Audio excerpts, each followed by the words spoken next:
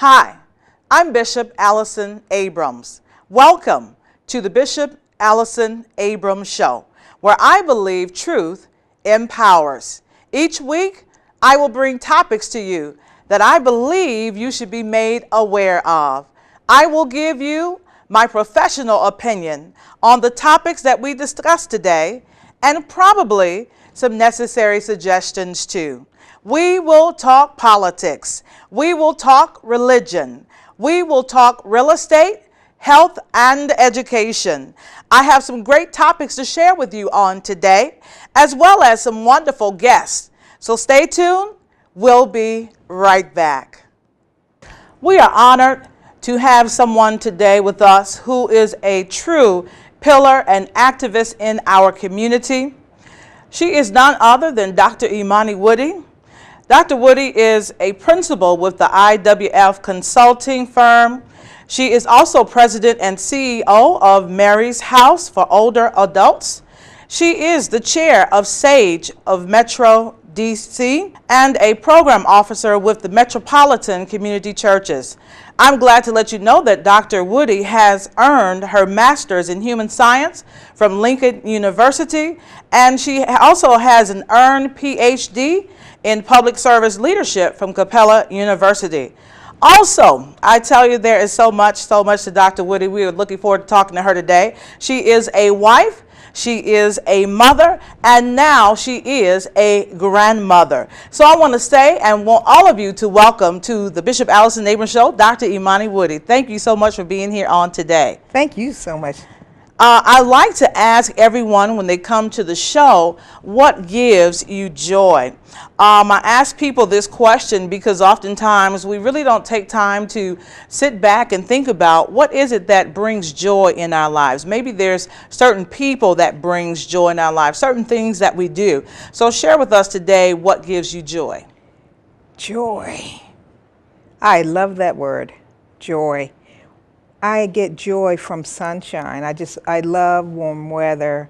I think joy for me would be hanging out with my wife, 15 years, at a beach in the sun. I've seen those beach pictures. I have. I think that would be great with no real work going on. Mm-hmm. I think that would be a joyful day. Okay, yeah. Great. There's always something about being outside in nature and something that the sun gives us that does kind of shift our energy and shift our spirit. So yes. I think that is great. Okay. Now, I want to ask you, what are some of the challenges that seniors face on today? We've talked on the Bishop Allyson Abrams Show some about health challenges that seniors face, like Alzheimer's, like dementia, like heart disease.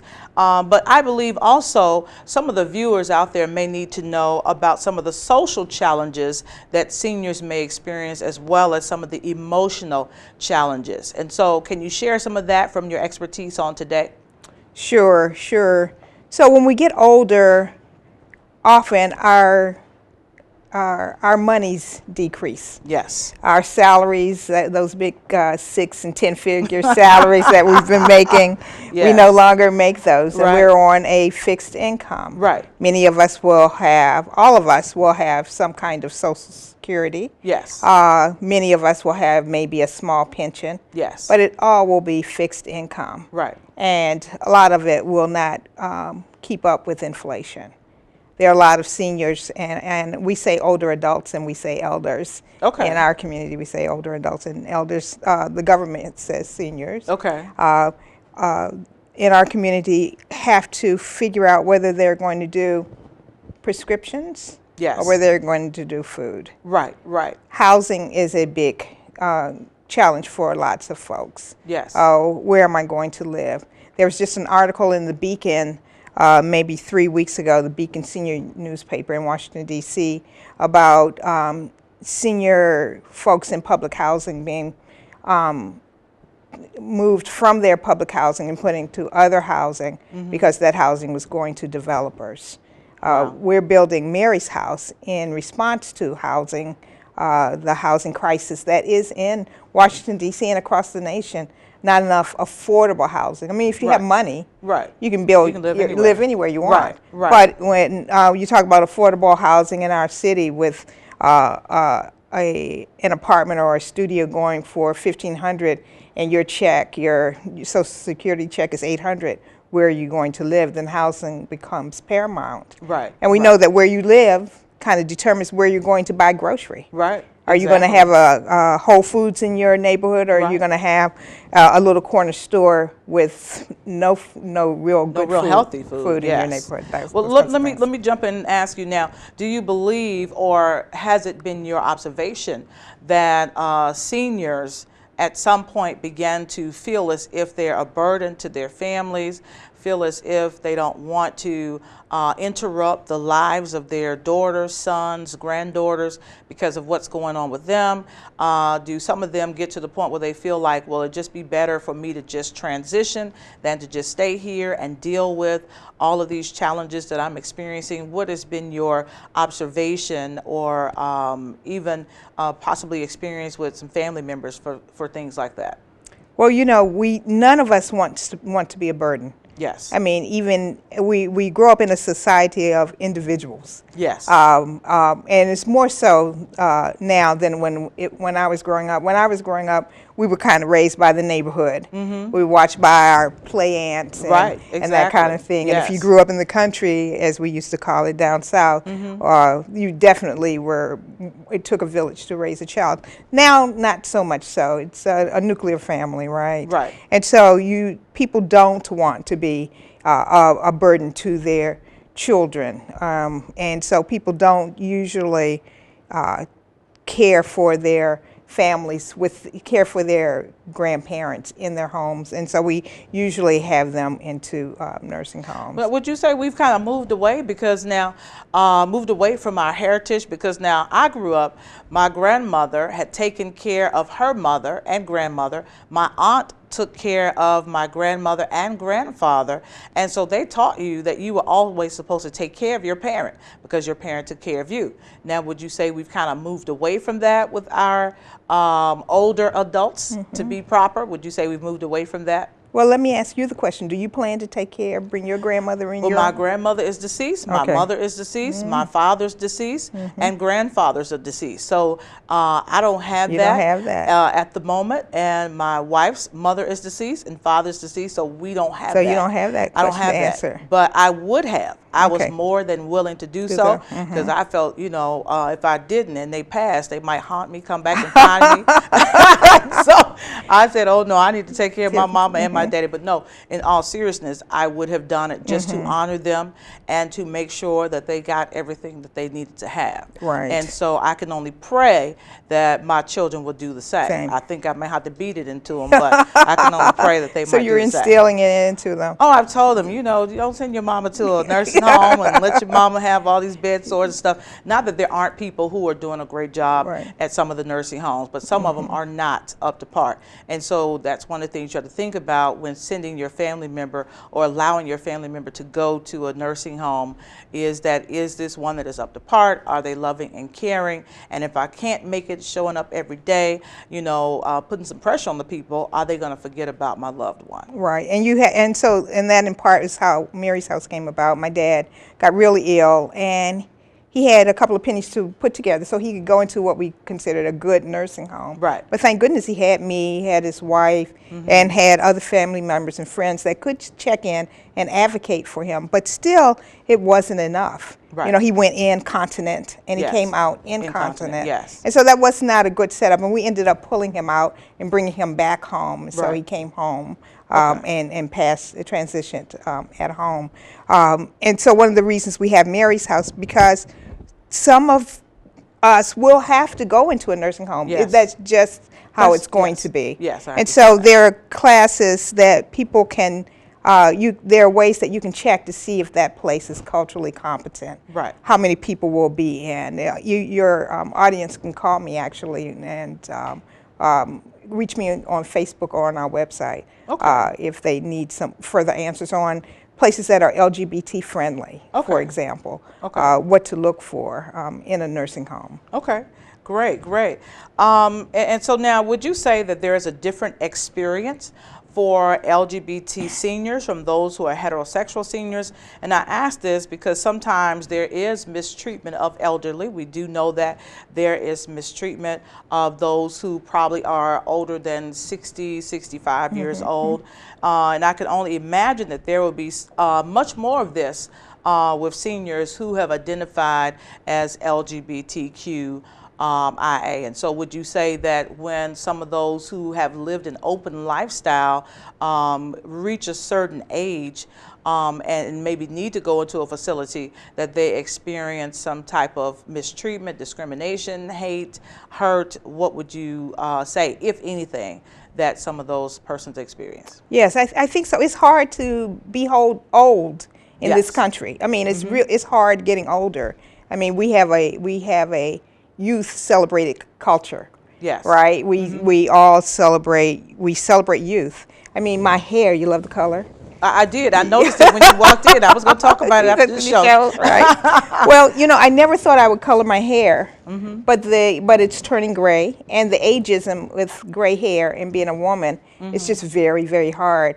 There's a thing that is attributed to Betty Davis that said, "Old age ain't for sissies." And she wasn't talking about gay people necessarily. Okay. But she was talking about, you know, old age. You have to be fortified to be old. Okay. You have to stand straighter. You have to talk louder.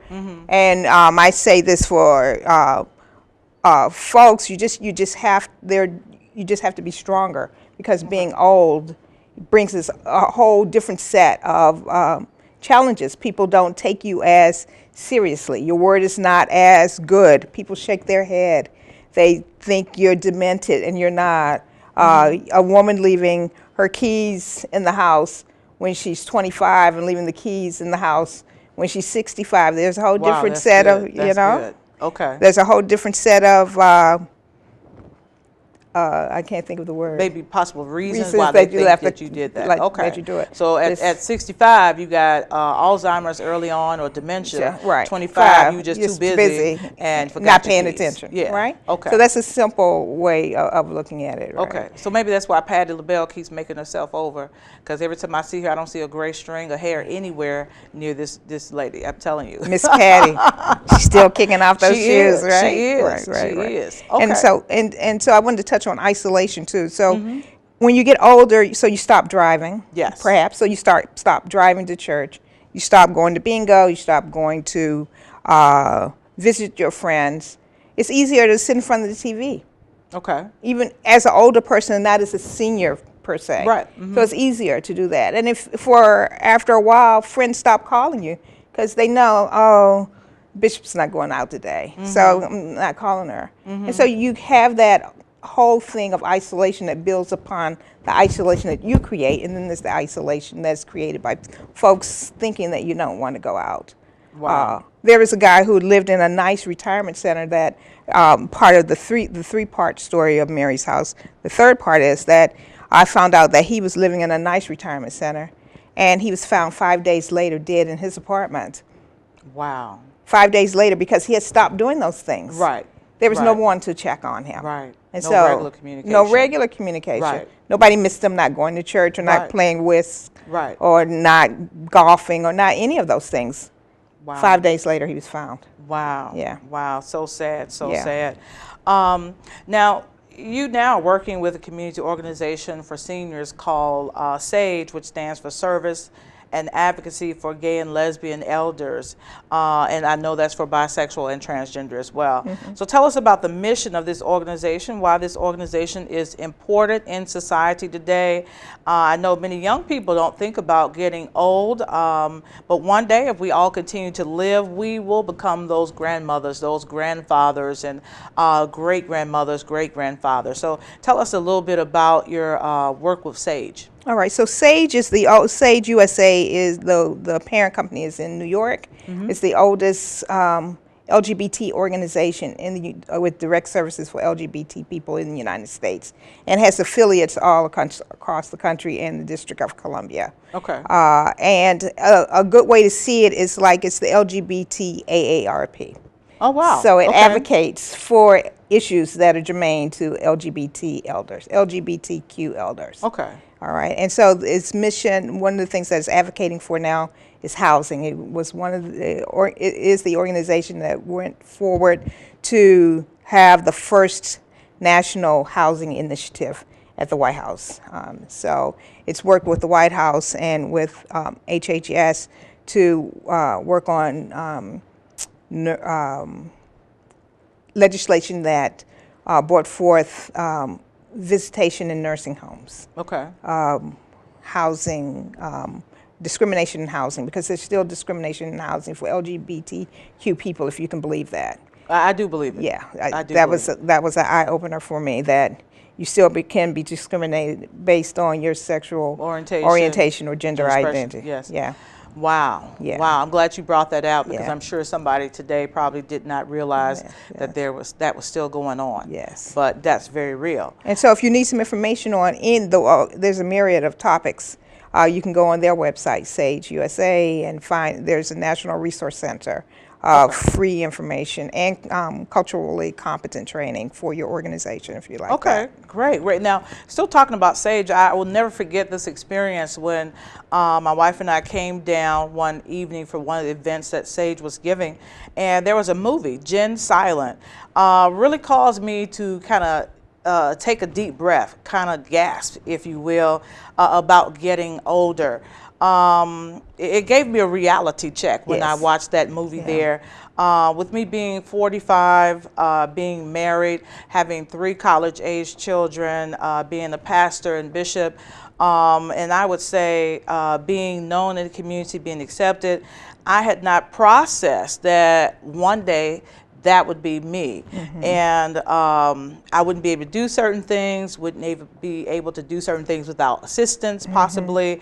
I hadn't processed that the fact that, hey, maybe my children will have lives that are so demanding that they wouldn't be able to assist me going to those doctor's appointments, assist me doing some of the daily things, and what if something does happen to me physically where, you know, I need round-the-clock care.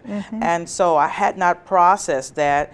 And being openly lesbian woman, I did not think about how sometimes you can live this lifestyle that's open. People may give you respect, give you props, just because of your gifts and your character, versus always being challenged or denied things because of who you are. Doors are open to you. And so when I saw that movie, I think I was a little taken back, and I had to have a reality check, had to have a discussion with myself about, hey, you know, in 20 years I will be 65.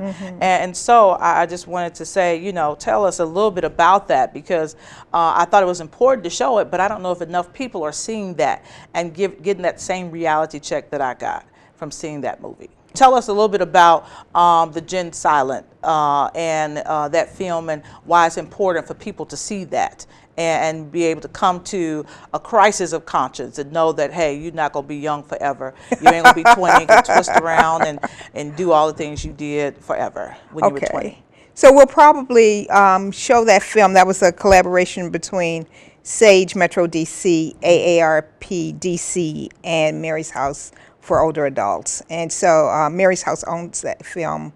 And so we'll probably show it again in March. So folks should check our website to see when it happens. But I'm glad you enjoyed the film. I did. Yeah, it is an eye opener about as you get older. So the 2 people that really stood out in the film were 2 college professors at Harvard, I'm thinking you're thinking of. And they had a wonderful life, a wonderful home, and one had to go into a nursing home. And they looked around for places to live. And they were no longer college professors. They were just 2 old guys. Right. And so what they used to do, they no longer did. And yeah, that was interesting. And one of the gentlemen had to be fed by his partner. That's right. So he had to go into his partner. His partner could no longer care for him in the ways that he was able to care for him early on. And so he had to go into an assisted living facility that he searched and searched for to be LGBTQ friendly. Because he went to ones that were not. Do you remember the scene where he said he wanted to rub his partner's hands? Yes. And that he couldn't, and that was the only type of intimacy they could have? Yes. Yeah, it was very touching. Oh my gosh. It was very touching. Yes. Yes. And so, like I said, that film really touched me, Yeah. forced me to a place of reality, as well as it was a crisis of conscience, because I said, you know, you've got to, first of all, begin to exercise more, Yes. try to make sure you're healthy, Yes. and stay as healthy as long as possible to a point where you can be independent. Right.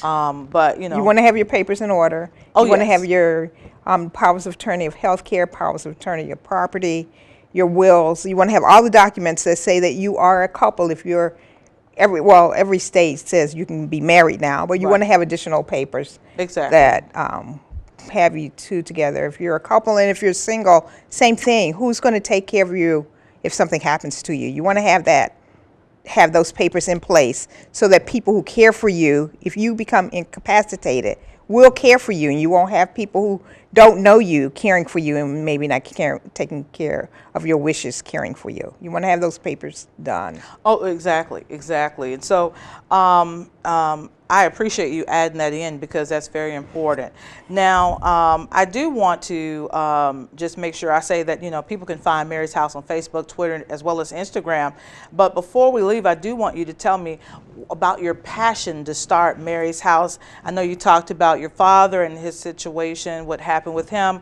I believe there's always something that drives us to start something that is God's will for us to do, and that's going to bless more than us, because the vision is always bigger than us. Mm-hmm. And so what is that passion there for you? Is it just seniors? Is it that people need somebody who will help them? What is that passion that's driving you regarding Mary's House?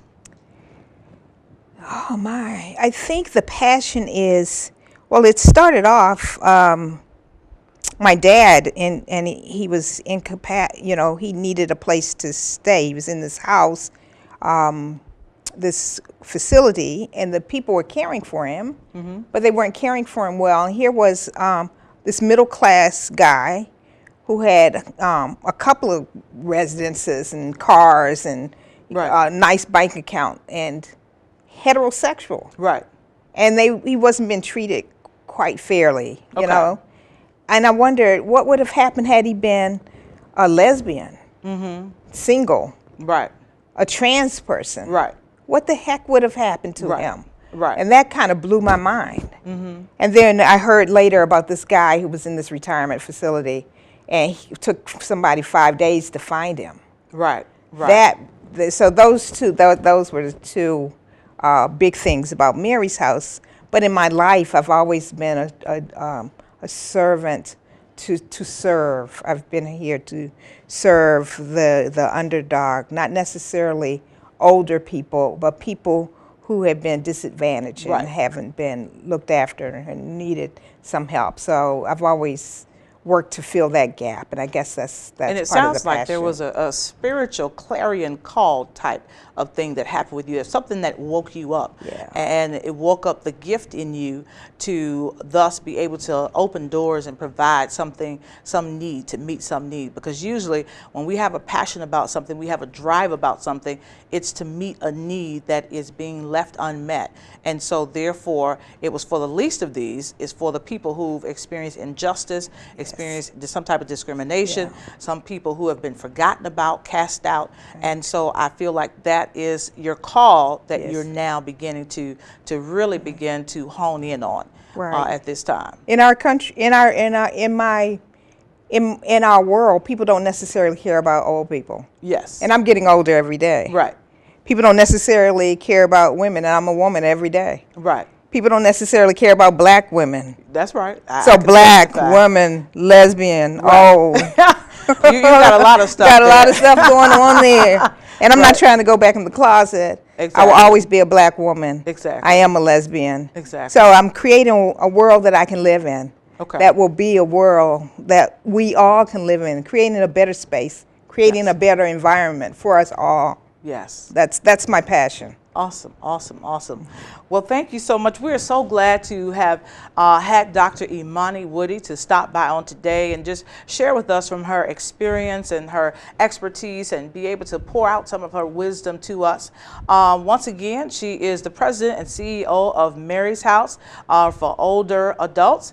And if you would like, please do look them up on the internet. You can find them also on Facebook, Twitter, as well as Instagram. Once again, we want to say thank you. God's blessings upon Mary's House and all the work that you do. Thank you so much. Well, looks like it's that time again.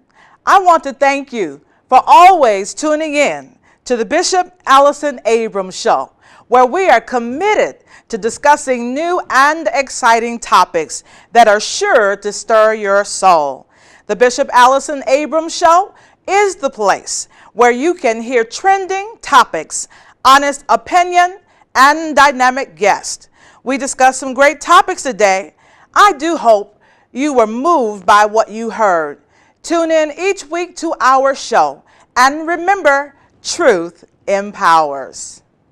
Hi, I'm Dr. Imani Woody, founding director and CEO of Mary's House for older adults, creating LGBTQ, SGL friendly residences and environments, one house at a time. Our first house is being built in Washington, D.C. We also have an age-in-place roommate match for adults. For more information, to volunteer or to participate with us, please see the closing credits. I look forward to hearing from each of you. You see, church, I just believe that we would really look back over our lives and think things over. We would never, ever, ever stop praising the Lord. We couldn't praise God enough for all that God has done. There would be a praise in our spirit when we wake up. There would be a praise in our spirit in the noonday. There would be a praise in our spirit in the midnight hour because of how worthy God is of our praise. What better God to praise, church, than the God who can still say yes when man says no? I don't know about you today, church, but I know the Lord is worthy. I know the Lord is worthy of my praise. The Lord is worthy, church, because He woke you up this morning and started you on your way. The Lord is worthy, church, because He didn't allow you to lose your mind in the midst of the storm. The Lord is worthy, church,